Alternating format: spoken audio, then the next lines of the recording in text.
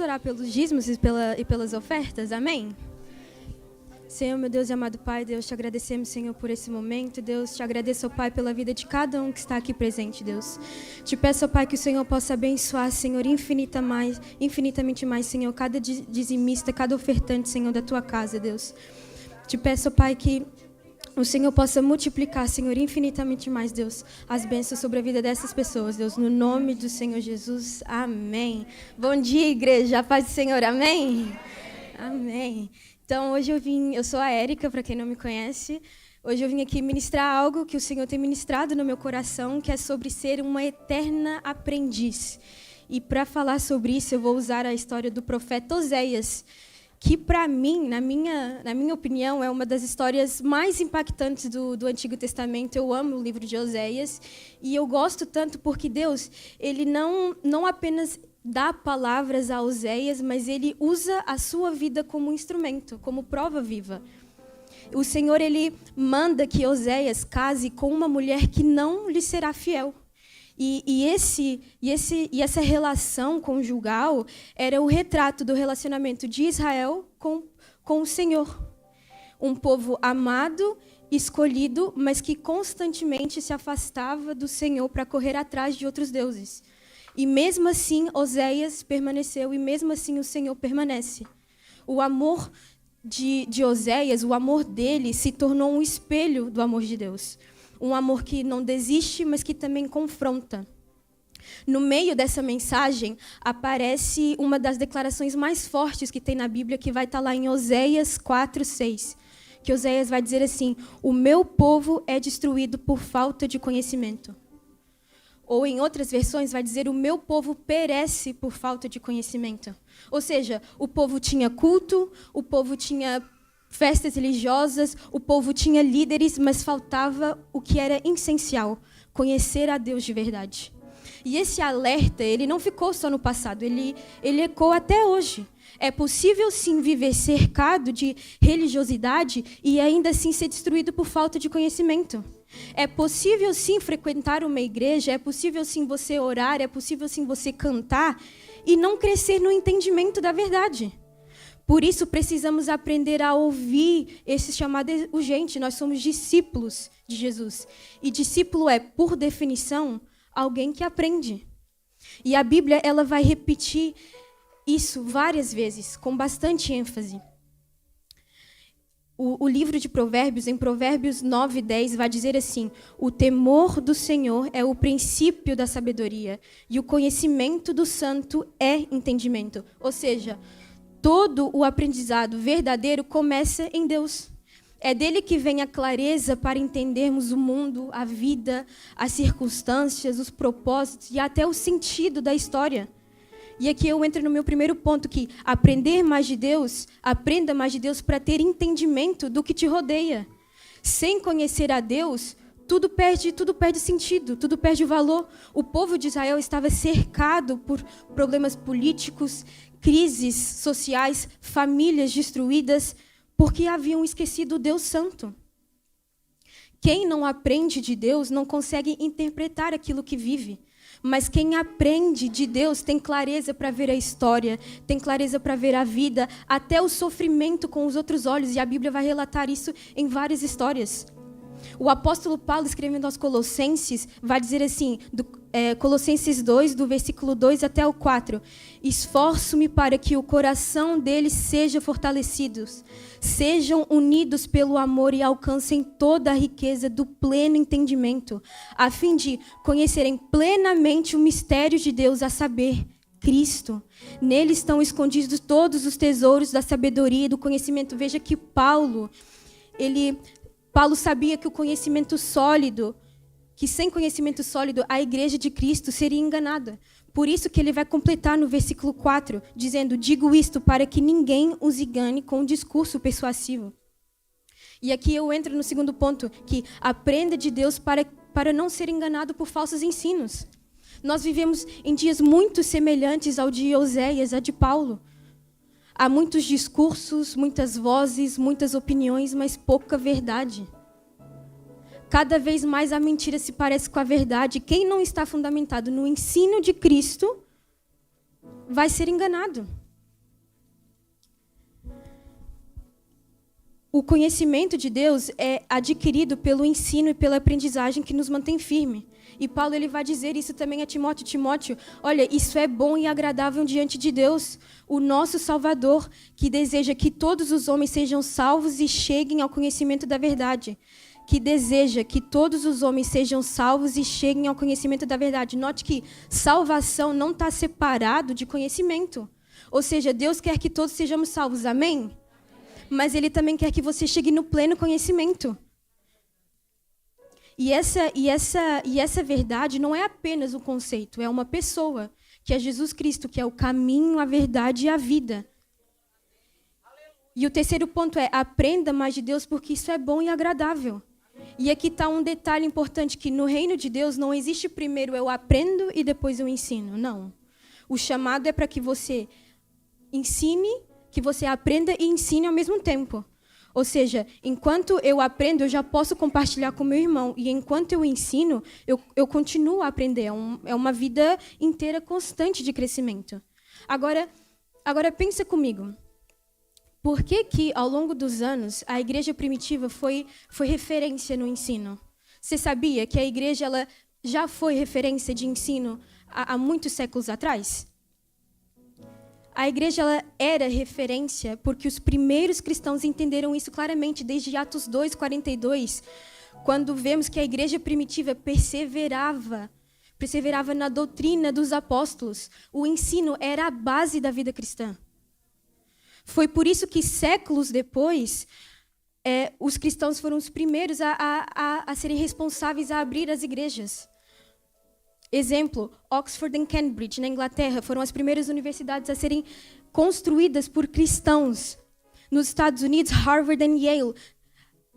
Todas essas faculdades nasceram como instituições cristãs fundadas para formar pessoas na palavra de Deus e também no conhecimento geral.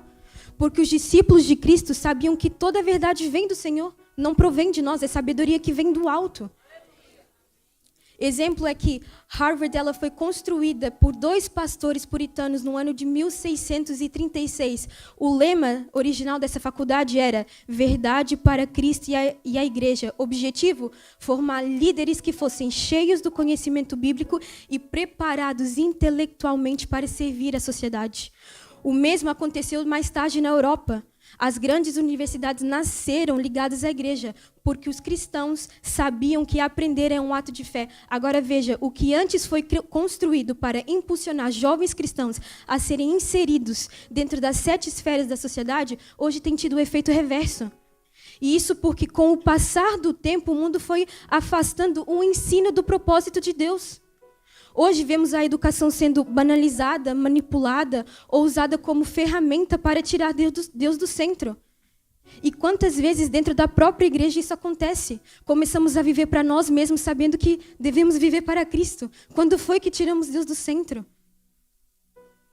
O que era tesouro muitas vezes se tornou uma arma de engano. E é por isso que o chamado de Oséias é tão atual. Se rejeitarmos o conhecimento de Deus, seremos destruídos. E aqui eu entro no 4º e último ponto. Aprenda mais de Deus para não ser destruído. A igreja tem a responsabilidade de ensinar. E o povo tem a responsabilidade de aprender.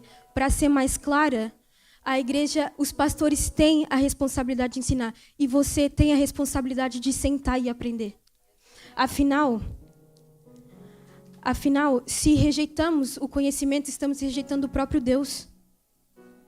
É por isso que aqui nós insistimos tanto que cada um de vocês faça parte de uma classe de ensino.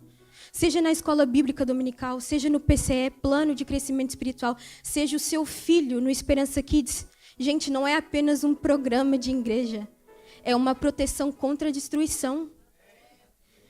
E a grande pergunta que precisamos nos fazer é, eu estou participando ativamente do aprendizado da minha igreja ou estou correndo o risco de ser destruído por falta de conhecimento?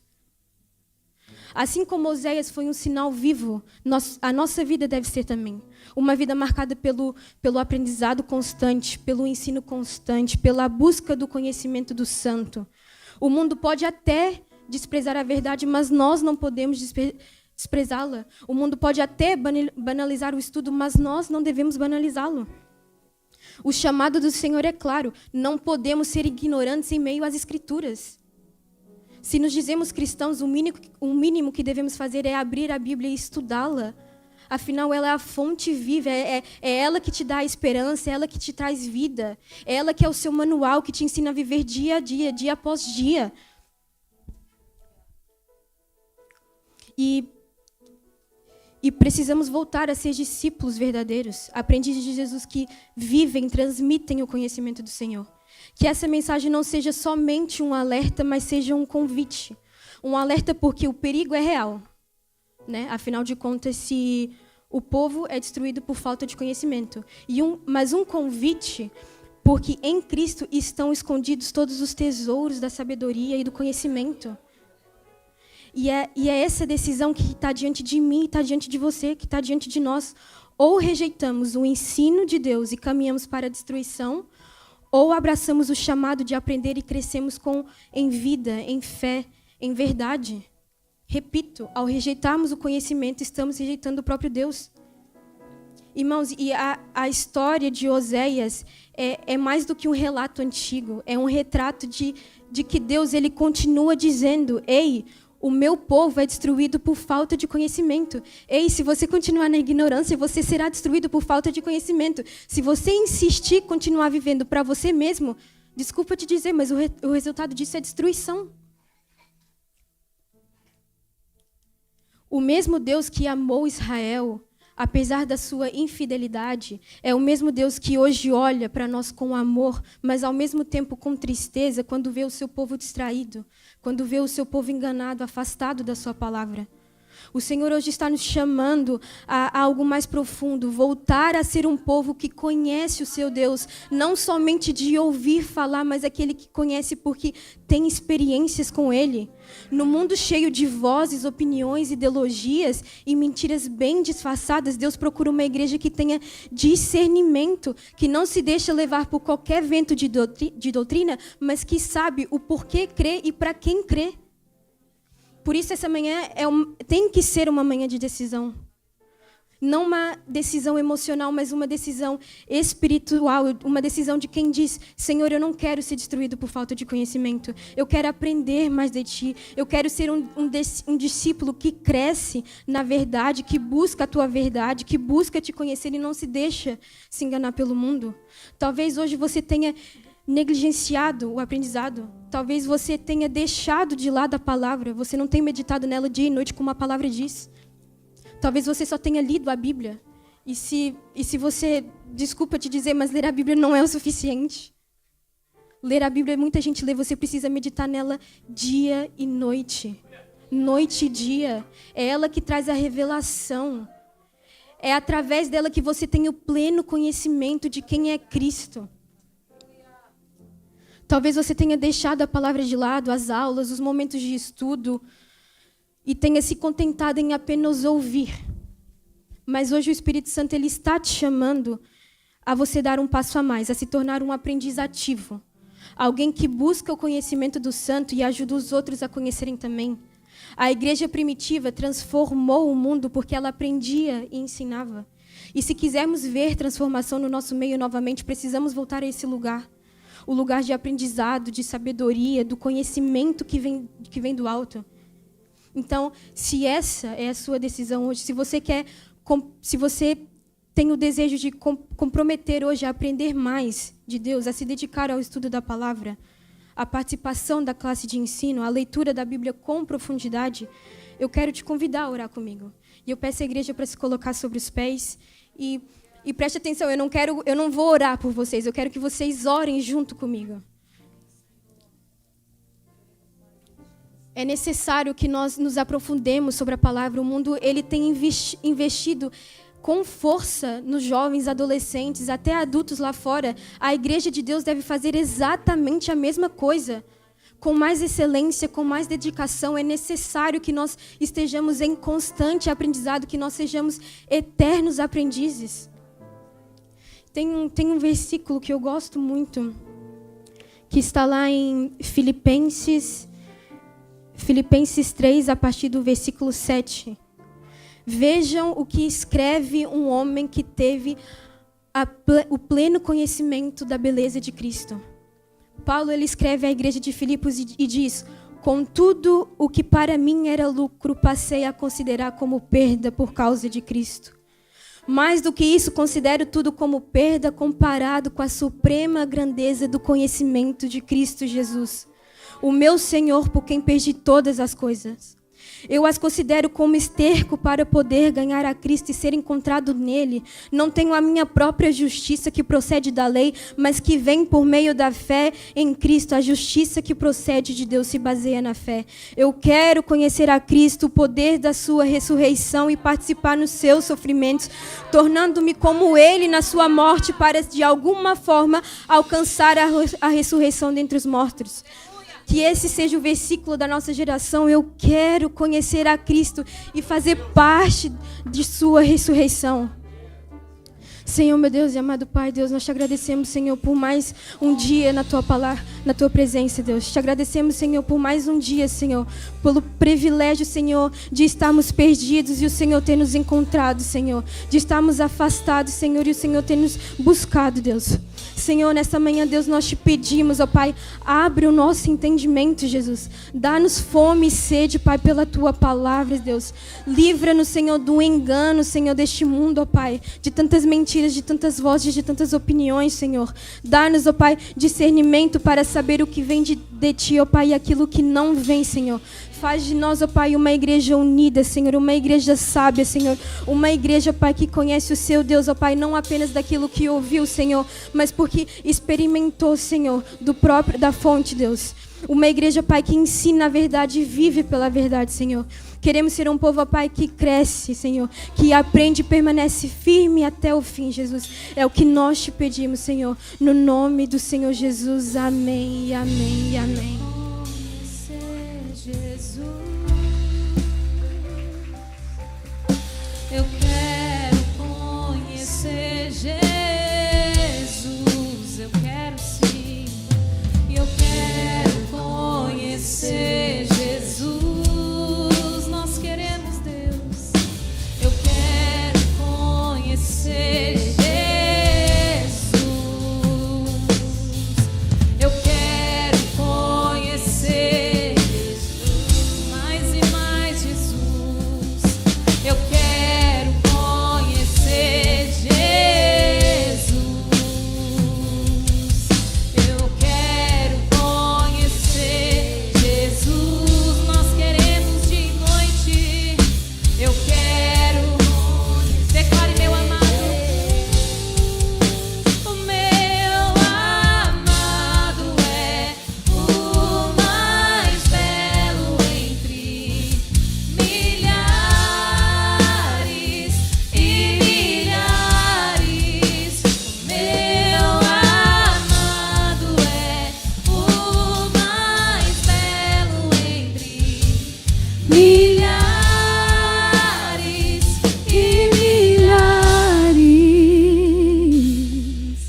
Bom dia, igreja.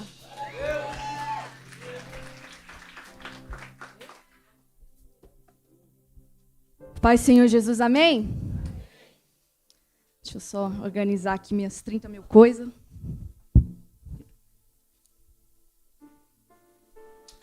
Tô tremendo aqui que nem vara verde aqui. Terça-feira, para quem não sabe, os jovens estão tendo uma oração 6 horas da manhã e eu falei, Senhor, me dê oportunidades para pregar a tua palavra. Aí, de noite, nós tivemos uma reunião aqui de líderes e aí o Sérgio me chamou no canto e falou, Ludmila, você não quer dar a palavra domingo, não? E eu, na mente, falei assim, Senhor, o Senhor respondeu rápido, né? Jesus, não tem como falar não, né? Então, vamos lá. Tem como vocês colocarem aí a minha ajuda? Tem até PowerPoint. Então, vamos lá. Senhor, tira todo o nervosismo que eu estou sentindo nesse momento, Pai, e que o Senhor possa me usar como um instrumento em tuas mãos, que não venha ser as minhas palavras, mas as tuas, Senhor. Fala com os teus filhos e com quem está precisando ouvir essa palavra agora, no nome de Jesus. Amém. A Érica falou sobre aprender. E hoje eu vou falar sobre como servir. E se interliga muito bem com o que a Érica falou, porque para servir a Deus, você tem que conhecer seu Deus. Você não vai servir quem você não conhece. E eu vou começar pela história de Gideão. Só um contexto, o povo de Israel tinha pecado novamente. E eles fazia 7 anos que o povo de Israel estava se escondendo em cavernas, em áreas montanhosas. E os midianitas, eles estavam perseguindo o povo de Israel. E os israelitas não tinham chances com os midianitas. Eles eram mais fortes, eles estavam na área da terra prometida, tinham ocupado toda aquela área. E aí, beleza, né? O povo de Israel estava passando por essa dificuldade e se virou para Deus e clamou ao Senhor. E Deus ouviu a sua oração. Então, aí já podemos acompanhar em Juízes 6, do 11 ao 12. Então o Senhor ele enviou um anjo, e diz bem assim: então o anjo do Senhor veio e sentou-se debaixo de um carvalho que havia perto do povoado de Ofra. Esse carvalho pertencia a Joás, que era da família de Abiezer. O seu filho, Gideão, estava malhando trigo no tanque de pisar uvas, escondido, para que os midianitas não o encontrassem. Então o anjo do Senhor apareceu a ele e disse: você é corajoso, e o Senhor está com você. Gideão respondeu: se o Senhor Deus está com o nosso povo, por que está acontecendo tudo isso com a gente? Onde estão aquelas coisas maravilhosas que os nossos antepassados nos contaram, que o Senhor costumava fazer e nos trouxe do Egito? Ele nos abandonou e nos entregou aos midianitas. Então o Senhor Deus ordenou a Gideão: vá com toda a sua força e livre o povo de Israel dos midianitas. Sou eu quem está mandando que você vá. E Gideão respondeu: Senhor, como posso libertar Israel? A minha família é a mais pobre da tribo de Manassés, e eu sou a pessoa menos importante da minha família. Mas o Senhor disse: você pode fazer isso porque eu o ajudarei. Você esmagará todos os midianitas como se eles fossem um homem só. Amém? Obrigada pela tua palavra, Senhor. O primeiro tópico aonde eu vou entrar é: como devo servir? Como devo servir? Gideão, ele era o mais pequeno da sua família. E aí entra no primeiro tópico: servir a Deus com humildade. Eu não sei se você que encontra aqui hoje pensa assim: mas eu não sei fazer nada, eu não tenho como servir porque eu não sei se eu tenho algum dom, eu sou o mais fraquinho da minha família. Mas, meu irmão, Deus usa as pessoas mais fracas, mais pequenininhas para fazer uma obra maravilhosa. E é isso que ele usou Gideão. Gideão, ele reagiu com a vocação de Deus do mesmo modo que Moisés. Senhor, mas eu não tenho capacidade de fazer isso. E é isso, Deus costuma chamar esse tipo de pessoa. Esse tipo de pessoa. Gideão, ele se levanta e olha o que acontece. Cheio do poder de Deus, ele acabou com uma falsa religião, porque todo o povo de Israel estava se virando para o Deus Baal. Ele derrubou a estátua do Deus Baal e falou: não, aqui só Deus de Israel. Olha o que ele fez, porque ele se entregou totalmente com humildade. Esse é o primeiro ponto: servir a Deus com humildade e entrega total. Ele derrubou e derrotou os midianitas com sabe quantos homens? 300 homens. Deve ter 300 pessoas hoje aqui de manhã. Imagina vocês contra um exército de mais de 10.000 homens. 300 homens. Sabe o que é isso, irmão? É Deus. Quando você entrega totalmente a Ele, quando você tem humildade para servir a Ele, Ele faz coisas extraordinárias. Meu último tópico desse primeiro é o seguinte: servir a Deus com humildade, entrega total e sem esperar nada em troca. Quando finalmente o povo de Israel ficou livre, o povo de Israel virou para Gideão: não, vamos fazer de Gideão nosso governador. É isso, vamos fazer dele o governador. Ele não está sendo usado por Deus, bora, é isso. Mas Gideão, ele vira e fala assim: não, eu não quero nada em troca. Deus governará vocês. É isso que ele fala. Servir a Deus com humildade, servir a Deus com entrega total e sem esperar nada em troca.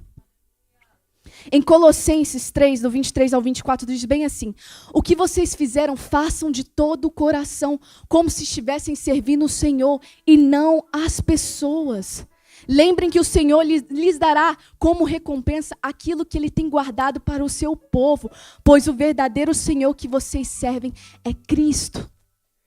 Não espere nada em troca. Você que já serve, não espere nada. Ah, não, eu estou fazendo isso aqui porque eu sei que a irmã vai fazer um almoço gostoso. Não, se fizer também, eu aceito. Mas assim, entenderam? É Deus que honrará vocês quando vocês chegar no céu. Aleluia. Estão entendendo? Amém? Próximo ponto é: onde devo servir? Onde devo servir? Em 1 João 3, do 17 ao 18, se você quiser acompanhar aí, diz bem assim: se alguém é rico e vê o seu irmão passando necessidade, mas fecha o seu coração para essa pessoa, como posso afirmar que de fato ama a Deus? Meus filhinhos, o nosso amor não deve ser somente em palavras de conversa, deve ser um amor verdadeiro que se mostra por ações. Esse ponto é: onde devo servir? Nós devemos servir aqui na nossa igreja, no corpo de Cristo. É o primeiro lugar que a gente deve servir. Ah, Ludmila, mas eu sirvo lá fora. Eu faço missões, eu faço evangelismo. Amém, irmão, continue assim. Que bênção. Mas nós somos o corpo de Cristo. Se tem um irmão que é o dedo, o outro é o dedo do pé, o outro é a orelha, que está morrendo aqui dentro, precisando de ajuda. Porque tem. Tem irmãos aqui que não conseguem falar: pastor, eu não estou aguentando esse fardo, eu não estou aguentando fazer 3 cargos ao mesmo tempo.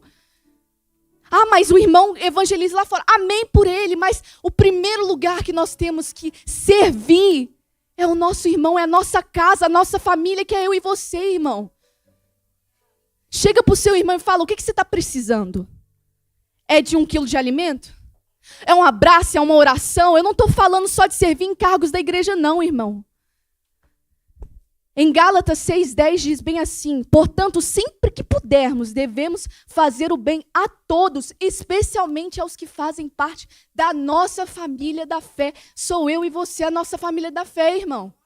Amém? Em João 13, nos conta que Jesus ele estava jantando com seus discípulos. Vamos imaginar aqui todo mundo, uma big mesa aqui, a gente está todo mundo sentado jantando, ok? Jesus se levanta, pega uma bacia, pega um pano, coloca debaixo do braço, pede um galão de água e fala: vem cá, Nil, vem cá e que eu vou lavar os seus pés. É isso que acontece nesse texto aqui. Ele lava os pés de cada um que está aqui. Ah, mas é muita gente. Ele vai lavando. E lava o meu, lava do Lucas, lava da pastora Luzia, da Lucilene, vai lavando. Aí depois de lavar os pés, ele fala: depois de lavar os pés dos seus discípulos, Jesus vestiu de novo a capa, sentou-se outra vez na mesa e perguntou: vocês entenderam o que eu fiz? Vocês me chamam de mestre e de senhor. E tem razão, pois eu sou mesmo. Se eu, o Senhor e mestre, lavei os pés de vocês, então vocês devem lavar os pés uns dos outros. Pois eu dei o exemplo para que vocês façam o que eu fiz. Irmão, eu não sei se tem alguém aqui sentado confortável na mesa, mas é hora de você levantar e servir o seu irmão que está do lado. Amém? É a hora da gente sair do comodismo. Mas a cadeira está tão confortável, Lud. Nossa, eu não sei como servir na igreja. Eu não faço ideia. Meu irmão, se você tem um bom sorriso, uma palavra de ânimo, fique lá na porta. Recebendo quem não é cristão, quem visita a igreja pela primeira vez. Olá, bom dia! Que bom te ver! Se você gosta de cantar, aqui, ó, a gente está precisando de músicos, de louvor. Meu irmão, se você fala bem, se você é extrovertido, a gente está precisando de pessoas para pregar a palavra de Deus aqui em cima e para as nossas crianças, que é o nosso futuro. Eu não sei o que fazer, mas Deus te mostra. E nós temos aqui uma família da fé que vai te orientar o que você pode fazer. Como a gente vai servir os que estão lá fora? Sendo saudável aqui dentro. O corpo de Cristo não pode estar inflamado, o dedo do pé não está inflamado, a cabeça não pode, meu irmão. Tem que estar saudável para a gente buscar os que estão lá fora. A gente tem que estar inteiro. A gente tem que estar, ok, a família da fé aqui, nós estamos fortes. Agora sim nós estamos fortes. Agora sim a gente vai alcançar o perdido que está lá fora. Não tem como você cuidar de quem está ferido estando ferido, irmão. Você tem que servir o seu irmão com carinho, com amor, lavando os pés dele. Que nem Jesus lavou. Se o próprio Jesus, que não tinha pecado, lavou os pés de todos os discípulos, quem dirá de nós? O meu próximo ponto e o último é quando devo servir. A gente já sabe como, onde e quando. Em Mateus 25, 14 ao 30, meu Deus, o tempo passa rápido demais. Estou até suando aqui. Tem uma parábola, eu vou dar uma forma aqui do meu jeito aqui, que é bem assim a história. Um senhor, ele vai viajar. O senhor é rico e ele confia o seu dinheiro a 3 servos, dando a cada um conforme a sua capacidade. Um recebeu 5 moedas, o outro recebeu 2 e o outro recebeu só 1, o terceiro. Os 2 primeiros, eles multiplicaram aquele dinheiro, fizeram obras para o Senhor e multiplicou e ganhou mais vidas. Alcançou pessoas que estavam lá fora e alcançou até os de dentro. Agora o terceiro, com medo, com receio, com dúvidas, ele enterrou a moeda e não fez nada. Aí o Senhor voltou e ele elogiou os que agiram e multiplicaram o que receberam. Falou, olha, boa, Lucas, que bom que você fez isso. Multiplicou de 5, multiplicou para 10, aleluia. O de 2, que bom, multiplicou para 4, que bênção. Mas o que tinha só 1 escondeu. O Senhor virou para ele e falou, então, uai, o que aconteceu? Eu te dei 1 e você escondeu? Senhor, eu escondi porque... Obrigada pelo talento, pela oportunidade de servir que o Senhor me deu, mas... Simão, aleluia, sirva com amor. Glória a Deus, palmas para o Simão. Obrigada, Simão. Aleluia. O terceiro servo escondeu. Não, Senhor, eu escondi porque eu tinha medo. Eu escondi porque, assim, eu tive medo do que a irmã iria falar do meu serviço, então eu escondi o meu talento. Não, Senhor, a oportunidade que o Sérgio me deu para dar de manhã, não, eu tinha medo, eu tinha receios de como eu ia falar, porque eu gaguejo muito, e é um fato, então, assim, eu não fiz nada, eu fiquei aqui porque é confortável aqui. Eu tinha, na verdade, até esquecido que eu tinha escondido aqui. Eu não sei se você se encontra como terceiro. Eu espero que não, de verdade. Porque a gente fica esperando e falando, não, a gente tem tempo ainda. Ele ainda não voltou, o Senhor não voltou para exigir essa moeda de volta, essa oportunidade de volta. E ele fala, irmão, o Senhor ele vai voltar e está voltando. O que vai acontecer quando ele voltar e perguntar para você, o que você fez com a moeda que eu te dei? Aleluia. Aleluia. Em Efésios 5, do 15 ao 16 diz, portanto, prestem atenção na sua maneira de viver. Não vivam como os ignorantes, mas como os sábios. Os dias em que vivemos são maus, por isso aproveitem bem todas as oportunidades que vocês têm. E agora, só uma adenda para os que já servem. Para os que já servem 1, 2, 3 cargos, estão cansados e às vezes até resmungam. Deus ele fala bem assim, e me ofendem também, porque pensam que não faz mal me oferecerem animais cegos, aleijados ou doentes, pois procurem oferecer um animal desses a um governador. Acham que ele iria aceitar com prazer e atenderia os seus pedidos? Eu, o Senhor Todo-Poderoso, falei. Meu irmão, tudo é uma base de sinceridade, de verdade. Se você está exausto e não consegue servir a Deus com amor, sem resmungar, de coração, dá um tempo. Porque até o próprio Deus fala, se você oferecer um serviço, oferecer um animal aleijado para um governador, você acha que ele iria aceitar você? As suas orações? Ia te atender? Não vai. Então, de coração, se for para servir, meu irmão, serve com amor. Serve com amor de todo o coração. Que hoje seja um convite para você. Quando devo servir? Meu irmão, não é quando você, não é hoje, não é amanhã, não é ontem, é para agora, já. É já. Porque cada minuto que a gente passa aqui sem se levantar para servir é uma alma perdida que a gente que tá ficando lá fora. Não só lá fora, é uma alma se perdendo aqui dentro e sem a gente ver, porque a gente não se ajoelha para limpar os pés dela. Oh, aleluia. Se é para falar de serviço, eu poderia citar vários homens e mulheres ao longo da Bíblia, que foram grandes, grandes servos de Deus, indo do Velho ao Novo Testamento. Moisés, Josué, Davi, Esté, Débora, Estevão, Jeremias, Paulo, Timóteo, Pedro, João. Mas hoje eu vou falar sobre eu e você. Nessa grande história, que é o caminho para o céu, onde eu e você nos encaixamos nessa lista? Onde eu e você nos encaixamos nessa lista de servos?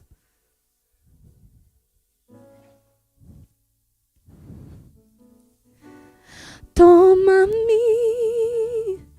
rendido estou aos pés da cruz, me encontrei. O que tenho, eu te entrego, ó Deus. Que nós possamos cantar essa música de verdade. Vem limpar as minhas mãos, purificar meu coração, que eu ande em tudo. Aproveita essa oportunidade, irmão, que tu tens pra mim. Oh, eis-me aqui, rendido estou.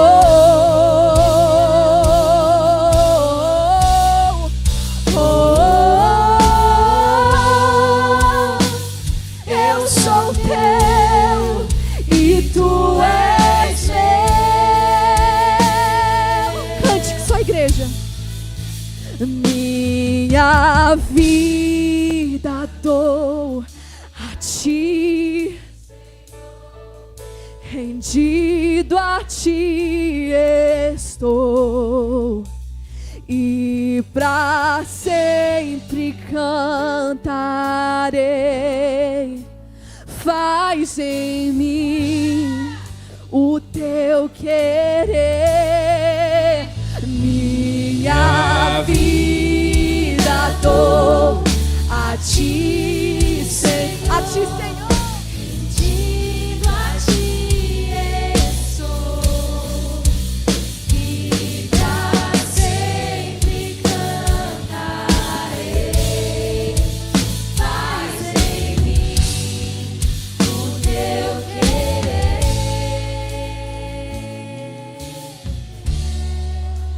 Faz em mim o teu querer, Senhor.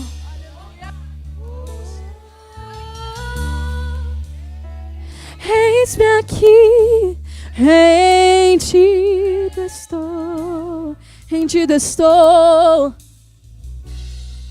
Oh, eu sou teu e tu és meu. Declare mais forte.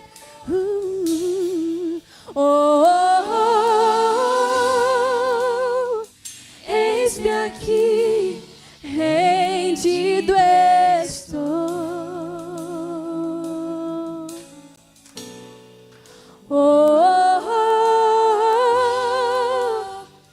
Eu sou teu